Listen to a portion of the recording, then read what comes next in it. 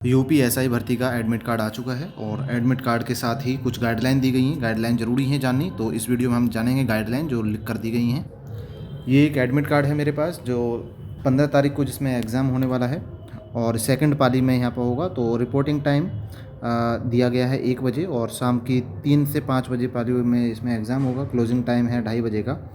2:30 बजे के बाद एंट्री बंद हो जाएगी, लेकिन उससे पहले कुछ निर्देश दिए गए हैं। जैसे कि सबसे पहले नोट पढ़ लेते हैं कि गेट बंद के समय और उसके बाद में कोई भी अभ्यर्थी परीक्षा केंद्र में प्रवेश की अनुमति नहीं दी जाएगी। इसके अलावा साथ में अपने परीक्षा सम्मिलित होने से मूल आधार कार्ड का ले जाना होना अनिवार्य है। इसके अलावा कुछ छूट दी गई है, कुछ विशेष बातें कही गई हैं जिसके बारे में हम जानेंगे।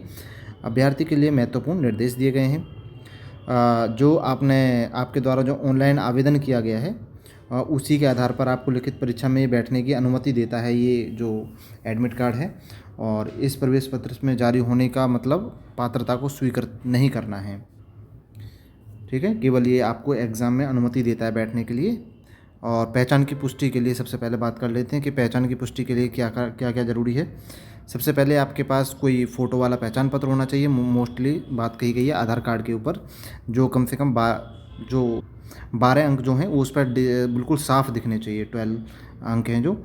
और इसके अलावा कोई अन्य पहचान पत्र है तो वो स्वीकार नहीं होगा। लेकिन इसके लिए भी और अलग ऑप्शन भी हैं, देखते हैं। जिन अभ्यर्थियों के आवेदन के समय पर जो आधार कार्ड है वो उन्होंने नहीं भरा था, तो उनके लिए विकल्प है कि वे पासपोर्ट, ड्राइविंग लाइसेंस या फिर कोई आवश्यक वैध सरकारी पहचान पत्र लेकर पहुंच सकते हैं जिन्होंने फॉर्म फिल करते समय आधार कार्ड नहीं भरा था।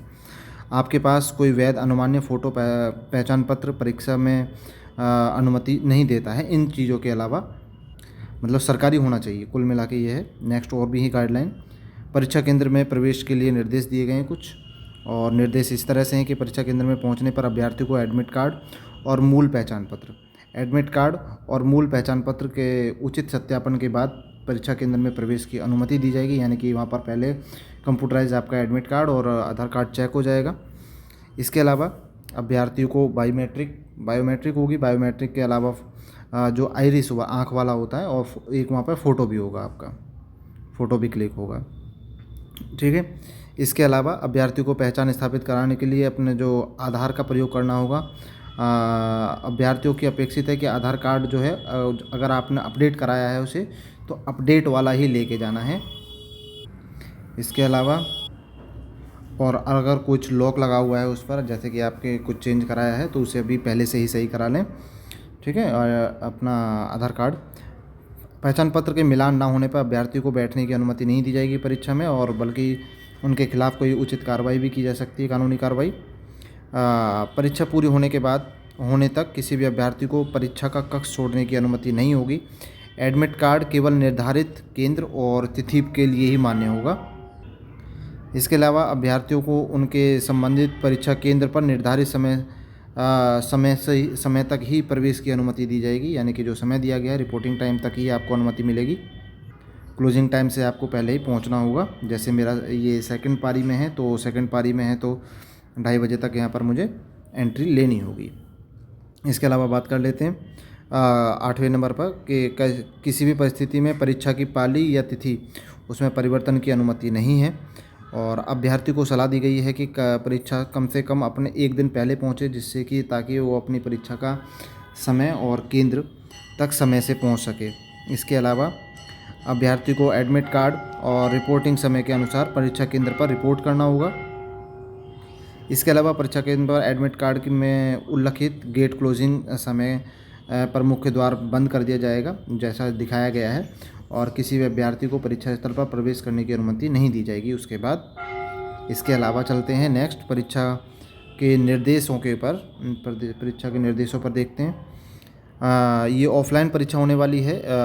लिखित परीक्षा होगी, OMR शीट पर आधारित होगी। 120 मिनट का समय मिलेगा। 160 क्वेश्चंस रहेंगे और हर क्वेश्चन 2.5 नंबर का रहने वाला है। इसके अलावा बात करें OMR शीट के बारे में, तो OMR शीट का वितरण लिखने और प्रतिक्रिया में चिन्हित करने के लिए नीले और काले बॉल पॉइंट का पेन का इस्तेमाल करना होगा। और उत्तर बदलने के लिए वहाँ पर कोई वाइटनर या फिर ब्लेड का इस्तेमाल नहीं करेंगे, इरेजर का इस्तेमाल नहीं करेंगे। इसके अलावा जो OMR है वो भर्ती बोर्ड की वेबसाइट पर दी गई है, वहाँ सलाह दी गई है कि किस तरह से आपको OMR शीट को फिल करना है और किस तरह से उसे संभाल कर रखना है। और अगर कोई OMR शीट में त्रुटि होती है तो उसके लिए अभ्यर्थी स्वयं जिम्मेदार होगा।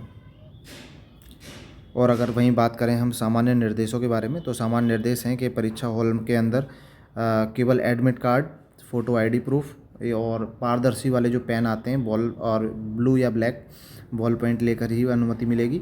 इसके अलावा कोई पेंसिल, स्याही, स्केच या फिर जेल पेन का अनुमति बिल्कुल नहीं होगी। इसके अलावा अभ्यर्थी को परीक्षा केंद्र के अंदर वस्तुएं ले जाने की अनुमति नहीं है। किन वस्तुओं की अनुमति नहीं है इसके बारे में जानते हैं।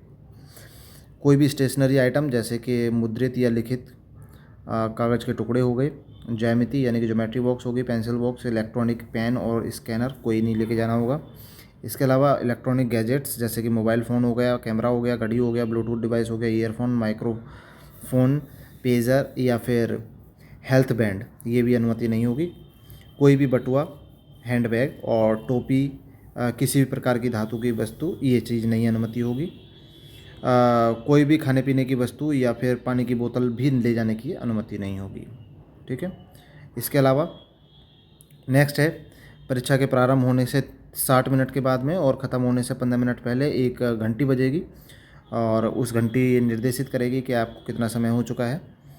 सभी अभ्यर्थियों को सलाह दी जाती है कि परीक्षा केंद्र के तहत कोई भी कीमती सामान लेकर ना जाएं और अगर आपको कोई सामान सुरक्षित नहीं रह पाता है क्योंकि वहाँ पर लॉकर की सुविधा नहीं है, तो भर्ती बोर्ड यानी कि UPPRPB इसकी सुरक्षा की जिम्मेदारी नहीं होगी। ठीक है। कोई भी अभ्यर्थी अपनी आवंटित सीट बदलता पाया गया या फिर परीक्षा हॉल के अंदर किसी भी प्रकार की अन्य अभ्यर्थी के साथ कोई कागज़ या दस्तावेज बदलता है या फिर या तो किसी अभ्यर्थी को परीक्षा से वंचित कर दिया जाता है, ठीक है, तो उसे वंचित कर दिया जाएगा, यानी कि हॉल में जाके अपनी सीट पर बैठो, एग्ज़ाम दो और वापस आओ। इसके अलावा अभ्यर्थी को बोर्ड और उप निरीक्षक द्वारा जारी निर्देश को पालन करना होगा। अगर वो ऐसा करता है कि परीक्षा हॉल में किसी प्रकार के निषिद्ध उपकरण रखता है या फिर अनुचित साधनों का प्रयोग करता है, प्रतिरूपण करता है, अनुशासनहीनता करता है, दुर्व्यवहार करता है, किसी भी अवांछनीय कृत्य में लिप्त होता है, तो अभ्यर्थी को का जो अभ्यर्थन है उसे निरस्त कर दिया जाएगा। भविष्य की परीक्षाओं से उसे वंचित कर दिया जाएगा। आपराधिक कार्रवाई शुरू करने का कारण भी बन सकता है ये। इसके अलावा भर्ती बोर्ड परीक्षा को रीशेड्यूल करने की अधिकार सुरक्षित रखता है अपने पास। संशोधित अगर कोई तारीख में संशोधन होता है तो भर्ती बोर्ड के द्वारा उसे प्रदर्शित किया जाएगा। नेक्स्ट है, परीक्षा प्रक्रिया के सभी मामले हैं जो वो भर्ती बोर्ड की वेबसाइट है उस पर निर्णय अंतिम होगा और परीक्षाओं के लिए जो अभ्यर्थी हैं उनके लिए बाध्य होगा कि वो भर्ती बोर्ड की वेबसाइट पर जाकर चेक करें। इसके अलावा मुख्य कहा गया है कि किसी भी दलालों और नौकरी रैकेट चलाने वालों से सावधान रहें। केवल योग्यता ही आपके उत्तर प्रदेश पुलिस की नौकरी दिला सकती है। बहुत बहुत धन्यवाद दोस्तों, ये वीडियो काफ़ी इंपॉर्टेंट रहा वास्तव में ही। चलते हैं और मिलते हैं एग्ज़ाम हॉल में।